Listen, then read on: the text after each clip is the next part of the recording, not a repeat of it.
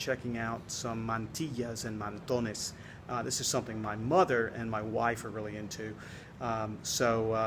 This is something that our local experts can go much deeper, but I wanted just to tell you a little bit about them.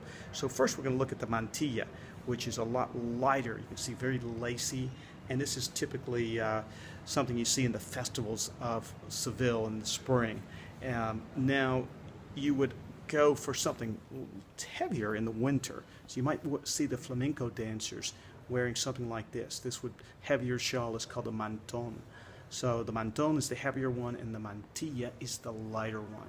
Now, if you want to go light or heavy into Spain's culture, into the food and wine, into the experiences that make this one of the most unique countries in the world, my company can help you do that. We're based in Madrid, and we know Spain better than the American agencies, and we know Americans better than the Spanish agencies. So check us out online, magicalspain.com.